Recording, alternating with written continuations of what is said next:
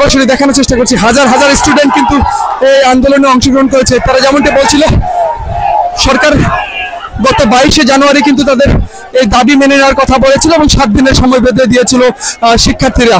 BMF এর শিক্ষার্থীরা কিন্তু বলছিল যে আমরা তাদের সাথে কথা বলেছি, তারা যেমনটি বলছে যে তাদের এই আন্দোলন চলমান ঠিক ততদিন পর্যন্ত থাকবে যতদিন পর্যন্ত না তাদের 4 দফা দাবি পূরণ হবে।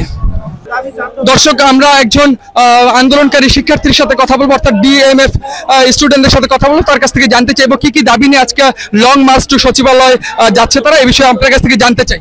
আসসালামু আলাইকুম। আমাদের প্রথম দাবিটা হচ্ছে যে আমাদের 16 বছর যাবত স্বাস্থ্য সেক্টরে কোনো নিয়োগ নেই।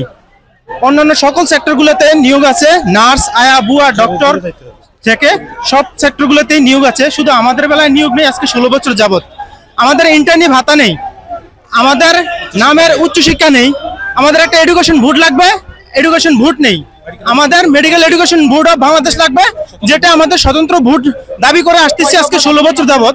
আজকে 4 দফা দাবি, 4 দফা। আমরা এখন সচিবালয়ের দিকে যাচ্ছি।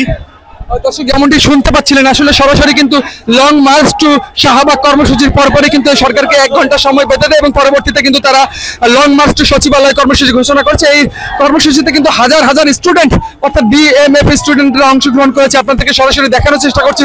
কিছুক্ষণ আগে কিন্তু এই আন্দোলনকারীরা কিন্তু শাহবাগে অবস্থান করেছিল, পরবর্তীতে শাহবাগ থেকে সচিবালয়ের উদ্দেশ্যে রওনা দিয়েছে। পুরো রাস্তা কিন্তু এক সাইডে যানজট লেগে আছে, পাশের রাস্তা কিন্তু পুরোটাই খালি এবং বিএমএফ স্টুডেন্টরা কিন্তু এই রাস্তা দিয়ে সচিবালয়ের উদ্দেশ্যে রওনা দিয়েছে। দর্শক, আমরা একজন আন্দোলনকারীর সাথে কথা বলবো, আন্দোলনকারীর কাছ থেকে জানতে চাইবো আপনাদের এই আন্দোলন কতদিন পর্যন্ত চলমান থাকবে, আপনারা এখন কোথায় যাচ্ছেন? আমরা এখন সচিবালয়ে যাচ্ছি। আমাদের যে দাবি ছিল সেটা আমরা 7 দিনের জন্য আলটিমেটাম দিয়েছিলাম এর আগে। তো সেই আলটিমেটাম তারা 7 দিনের জন্য আমাদের বলেছিল আমাদের দাবি দাওয়াগুলো মেনে নেওয়া হবে, কিন্তু তারা আপনার কাছ থেকে আমরা একটু জানতে চাই কোথায় যাচ্ছেন, কোন উদ্দেশ্যে যাচ্ছেন? আমরা এখন সচিবালয়ের দিকে যাচ্ছি। তারা আমাদেরকে 22 তারিখে আমাদের আন্দোলন 7 দিন সময় নিয়েছে, কিন্তু 7 দিনের পরে তারা আমার দাবিগুলো মেনে নেয় নাই। এবার আমরা সকাল থেকে একটা অবস্থান নিয়েছি, তারা আমাদের সাথে দেখা করতে আসে না। এখন আমরা সচিবালয়ের দিকে যাচ্ছি আমরা আমাদের পরবর্তী পদক্ষেপের জন্য।